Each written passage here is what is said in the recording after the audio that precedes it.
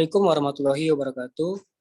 Selamat sore, salam sejahtera bagi kita semua. Perkenalkan, nama saya Ardafa Habibie Utubara dengan NIM 211201240.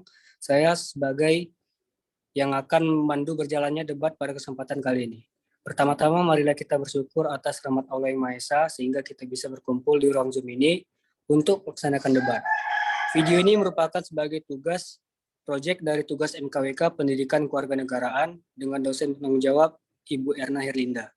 Sebelumnya izinkan saya memperkenalkan teman-teman saya dengan tim pro. Yang pertama ada Asri, Mia, Salsa, dan Timbul. Dan dengan tim kontra ada Devira, Zidan, Iwan, Sani. Dan sebagai notulen adalah Syafika. Baik, sebelumnya saya akan menjelaskan sedikit tentang toleransi. Toleransi adalah kemampuan seseorang memperlakukan orang lain yang berbeda. Toleransi termasuk sikap positif seperti menghargai dan menghormati orang berbeda agama, ras, bahasa, suku, dan budaya. Toleransi merujuk pada sikap saling menghargai antar sesama. Di zaman sekarang ini banyak sekali kita lihat keributan-keributan antar umat beragama, yang contohnya yaitu pada saat melaksanakan perayaan hari raya dan hari-hari besar setiap agama pada saat pandemi COVID-19. Lalu bagaimana pendapat kedua belah pihak? Dipersilahkan kepada pihak-pihak yang terkait. Baiklah, perkenalkan nama saya Devira Janitri Sigaluding dengan NIM 211201100 dari tim kontra. Kami tim kontra menyatakan tidak setuju karena perayaan hari besar dapat tetap dilaksanakan dengan mengikuti protokol kesehatan seperti memakai masker dan menjaga jarak. Terima kasih.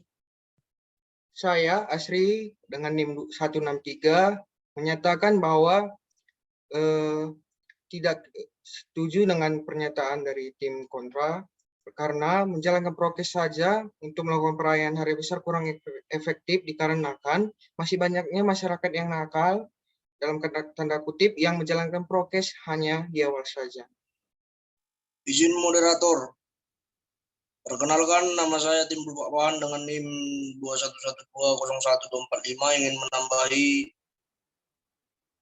pendapat teman kita Asri. Menurut saya mungkin yang disampaikan oleh teman kita Asri sudah benar. Yaitu cara mengatasi perkembangan COVID dengan prokes masih kurang efektif karena masih banyak yang nakal dengan aturan-aturan tersebut. Dan sebaiknya ibadah dilakukan dari rumah masing-masing dulu. Terima kasih. Izin moderator, perkenalkan nama saya Sani Sihombing dari tim kontra. Seperti yang kita ketahui bahwa pemerintah sudah membuat program yaitu wajib vaksin yang dapat mengurangi terjadinya kenaikan angka COVID. Dan menurut saya dengan sudah dilakukannya atau dilaksanakannya vaksin 1 dan 2 atau booster, itu memungkinkan ibadah dan hari raya sudah dapat dilaksanakan di tempat ibadah seperti masjid dan lain sebagainya karena sudah termasuk aman. Terima kasih. Baik, perkenalkan saya Yona Maris dengan NIM 211201070 ingin memberi tambahan pendapat dari saudara Sani dari pihak kontra dan menyanggah sedikit pendapat dari pihak pro dari saudara Timbul. Yang mana tadi saudara Timbul sudah mengatakan bahwa tidak efektif karena tidak mengikuti protokol. Tapi seperti yang kita ketahui saat ini, petugas COVID itu sudah melakukan pekerjaannya itu seperti merazia masker, bahkan mereka itu melakukan pemeriksaan pada seseorang yang ingin mudik. Bahkan orang yang ingin mudik itu pasti dilakukannya vaksinasi. Jadi sudah pasti mereka mengikuti aturan yang dilakukan pemerintah. Bahkan seperti yang kita ketahui saat ini, pemerintah saja sudah mengeluarkan peraturan bahwa siapa saja bisa melakukan mudik untuk melakukan perayaan hari besar jika sudah mengikuti peraturan.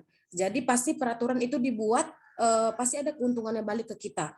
Jadi saya tanyakan kepada pihak pro, apakah mau jika sudah melakukan peraturan, sudah mengikuti peraturan tapi tidak ada feedbacknya, tidak ada keuntungan yang didapatkan saat sudah melakukan peraturan yang diberikan. Jadi jika kita sudah melakukan peraturan yang diberikan pemerintah dengan baik dan benar, tidak ada lagi alasan kita untuk tidak mendapat keuntungan tidak ada alasan bagi kita tidak bisa mengikuti perayaan. Mungkin itu saja, dikembalikan. Perkenalkan, nama saya Salsa Auli dengan NIM 211-201-1156. Izin menyanggah dari tim kontra ya. Yang dibilang Sani tadi memang benar, adanya vaksin mungkin terjamin lebih aman. Tapi bagaimana untuk masyarakat yang bandel ya untuk nggak mau vaksin, dan masih banyak di luar sana orang-orang yang ngaku dirinya itu udah vaksin padahal belum kan.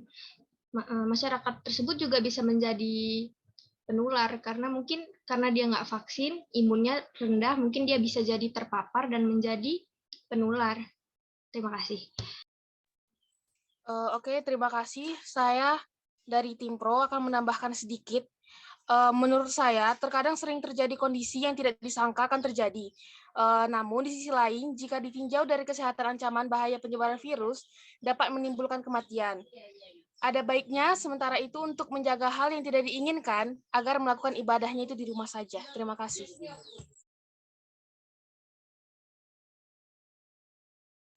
Baik, yang terakhir adalah kesimpulan yang akan disampaikan oleh Syafika sebagai notulen. Hasil yang kami dapat berdasarkan debat yang kami diskusikan tadi adalah perayaan hari raya atau hari-hari besar dapat dilaksanakan dengan mengikuti program pemerintah seperti wajib vaksin dan menjalankan prokes dengan baik dan benar. Tetapi karena masih ada yang tidak mengikutinya, maka virus COVID juga tidak dapat dijamin tidak menyebar. Program pemerintah hanya dapat mengurangi terjadinya penyebaran COVID, bukan menjamin tidak terjadinya penyebaran COVID. Terima kasih. Sekian dari hasil debat kami. Apabila terdapat kesalahan kata, mohon dimaafkan. Wabillahi taufiq wal hidayah. Assalamualaikum warahmatullahi wabarakatuh. Selamat sore.